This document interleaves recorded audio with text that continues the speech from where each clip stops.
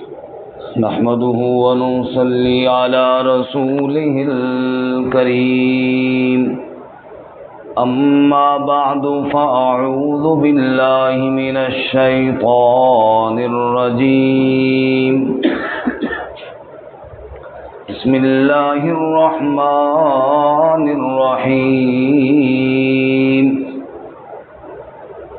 يسألونك ماذا ينفقون قل ما أنفقتم من خير فللوالدين والأقربين واليتامى والمساكين وابن السبيل وما تفعلوا من خير فإن الله به عليم كتب عليكم القتال وهو كره لكم وعسى أن تكرهوا شيئا وهو خير لكم وعسى أن تحبوا شيئا وهو شر لكم والله يعلم وأنتم لا تعلمون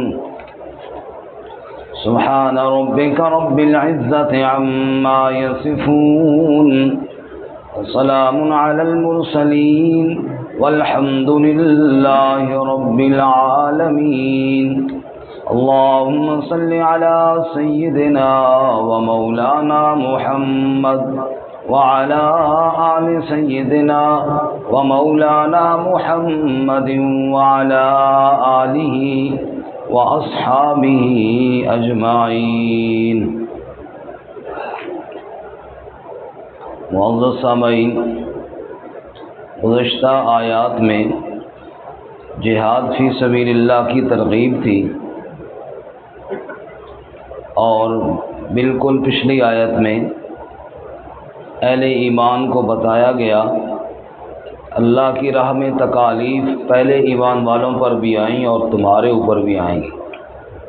بہرحال اللہ کی مدد اور نصرت بہت قریب ہے، فتح اہل ایمان ہی کی ہوگی۔ آج کے سبق میں پہلی آیت مبارکہ میں انفاق فی سبیل اللہ کا بیان ہے، یعنی اللہ کی راہ میں مال خرچ کرنے کا، اور دوسری آیت مبارکہ میں قتال فی سبیل اللہ کا بیان ہے۔ یسألونک ماذا ينفقون، آپ صلی اللہ علیہ وسلم سے سوال کرتے ہیں کہ وہ کیا خرچ کرے، یعنی صحابہ کرام رضوان اللہ تعالی علیہم اجمعین رسول اللہ صلی اللہ علیہ وسلم سے مال خرچ کے بارے میں مسئلہ پوچھتے۔ قل، آپ فرما دیجئے، ما انفقتم من خیر، جو بھی تم مال خرچ کرو، فللوالدین والاقربین والیتامى والمساکین، وہ والدین کے لیے، قریبی رشتہ داروں کے لیے، اور یتیموں، مسکینوں اور مسافروں کے لیے۔ اگر آپ آیت مبارکہ کے الفاظ پہ غور کریں تو سوال یہ نہیں ہے کہ کس کس کو دینا ہے، سوال یہ کیا دینا ہے، جواب یہ ہے کہ فلاں فلاں کو دینا ہے۔ تو سوال کے مطابق جواب نہیں ہے، اس کا جواب ایک تو آگے آ رہا ہے اگلے صفحے میں۔ یہاں پہ بتایا گیا کہ دینا جو بھی ہے وہ تمہاری اپنی استطاعت کے مطابق ہے، صرف پہلے یہ سن لو کہ دینا کن کو ہے۔ ایک آدمی لاکھوں روپے بھی دے دے اور صحیح جگہ پہ خرچ نہ کرے تو وہ دینا تو ضائع ہو گیا نا۔ اللہ تعالیٰ نے وہ مصارف پہلے بتائے ہیں کہ دینا ہے تو کس کو دینا ہے۔ اسی طرح ایک بزرگ نے فرمایا کہ اللہ تعالیٰ نے فرمایا، پوچھتے ہو کہ کیا دینا ہے، ارے جو دینا ہے ان کو دینا ہے۔ اور اس کی مثال یوں ہے، جیسے گرمی کا مریض ڈاکٹر صاحب سے پوچھے، ڈاکٹر صاحب میں شہد استعمال کر سکتا ہوں؟ وہ کہے ہاں بالکل، لیکن پانی میں ڈال کے استعمال کرنا۔ اب یہ اس نے نہیں پوچھا تھا کہ میں نے کس طرح استعمال کرنا ہے، لیکن جو اس کے لیے بات ضروری تھی وہ حکیم صاحب نے خود ہی بتا دی ہے۔ تو حکیم اللہ تعالیٰ کی ذات ہے، لوگوں نے پوچھا کہ کیا خرچ کریں؟ اللہ تعالیٰ نے بتایا کہ اس طرح خرچ کرنا ہے۔ کس کو؟ فللوالدین، سب سے پہلے والدین کو دینا ہے۔ یہ دلیل ہے اس بات کی کہ یہاں پہ زکوٰۃ مراد نہیں بلکہ نفلی صدقات مراد ہے، کیونکہ والدین کو زکوٰۃ نہیں دی جاتی، والدین کو نفلی صدقات دیے جاتے ہیں، ہدیے دیے جاتے ہیں، تحفے دیے جاتے ہیں۔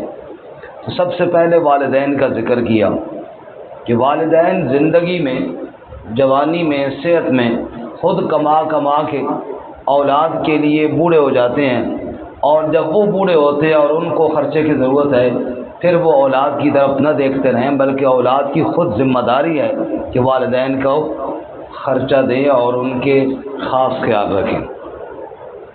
اس کے بعد فرمایا والاقربین، اور قریبی رشتہ دار باقی جو ہیں، اس کے بعد دوسرا نمبر ان کا ہے والیتامى والمساکین، اور پھر یتیموں کا اور مسکینوں کا، وابن السبیل اور مسافروں کا، ان لوگوں کو دینا ہے آپ نے۔ تو اللہ تعالیٰ نے خرچ کرنے میں ترتیب بتائی ہے، قریبیوں کا پہلے حق ہے۔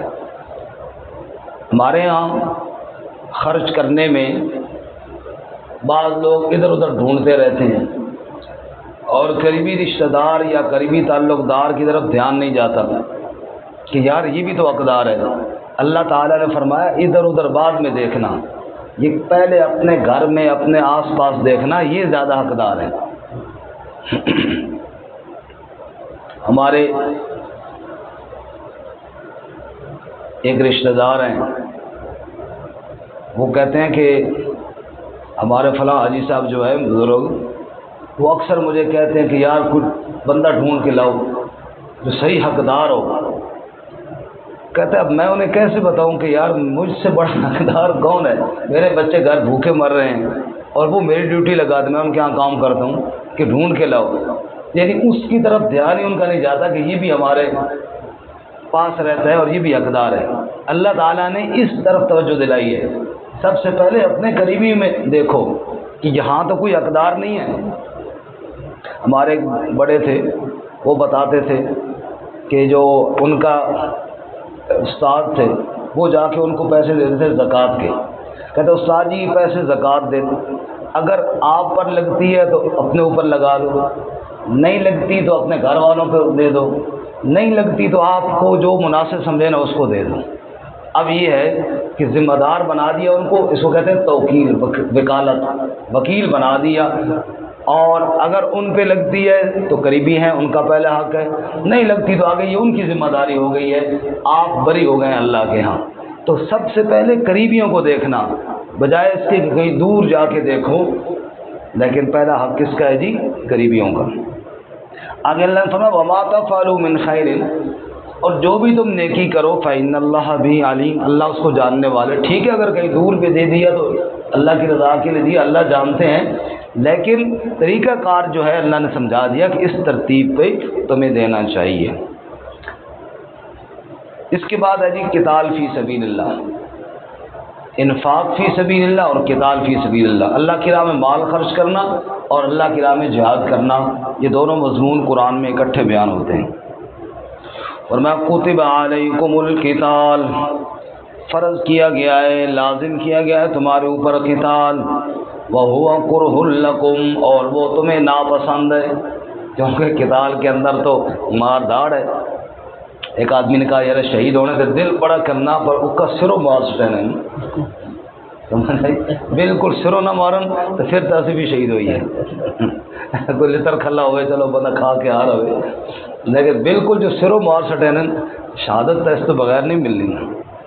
اور میں کتب علیکم القتال، تمہارے اوپر قتال لازم کیا گیا ہے، وَهُوَ كُرْهٌ لَكُمْ، اور وہ تمہیں ناپسند ہے، وَعَسَىٰ أَن تَكْرَهُوا شَيْئًا، اور شاید کہ تم ناپسند سمجھو کسی شے کو، وَهُوَ خَيْرٌ لَكُمْ، اور وہ بہتر ہو تمہارے لیے۔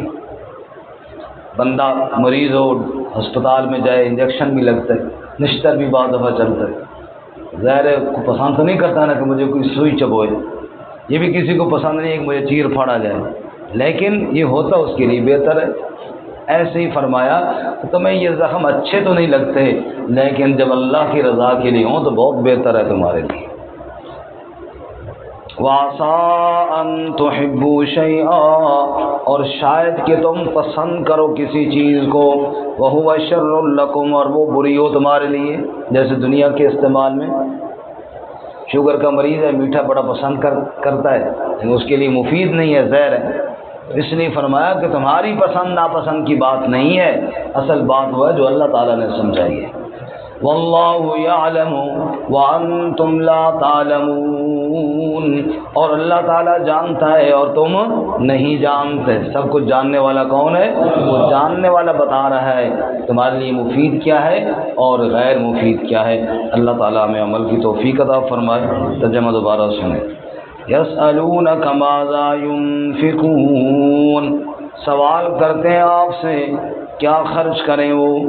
قل، آپ فرما دیجئے، ما انفقتم، تم جو بھی خرچ کرو، من خیر، کوئی بھی مال کوئی بھی چیز، فللوالدین، بس وہ والدین کے لیے کرو، والاقربین، اور قریبیوں کے لیے کرو، والیتامی والمساکین، اور یتیموں اور مسکینوں کے لیے، وابن السبیل، اور مسافروں کے لیے، وما تفعلوا من خیر، اور جو بھی تم نیکی کرو، فإن اللہ بہ علیم، بس بے شک اللہ تعالیٰ اس کے ساتھ علم رکھنے والا ہے۔ کتب علیکم القتال، لازم کیا گیا ہے، فرض کیا گیا ہے تمہارے اوپر قتال، وہو کرہ لکم، اور وہ ناپسند ہے تمہیں، وعسیٰ ان تکرہوا شیئا وہو خیر لکم، اور شاید کہ تم ناپسند سمجھو کسی چیز کو اور وہ بہتر ہو تمہارے لیے، وَعَسَىٰ أَن تُحِبُّوا شَيْئًا، اور شاید کہ تم پسند کرو کسی شے کو، وَهُوَ شَرٌّ لَكُمْ، اور وہ بری ہو تمہارے لیے، وَاللَّهُ يَعْلَمُ وَأَنتُمْ لَا تَعْلَمُونَ، اور اللہ تعالیٰ جانتا ہے اور تم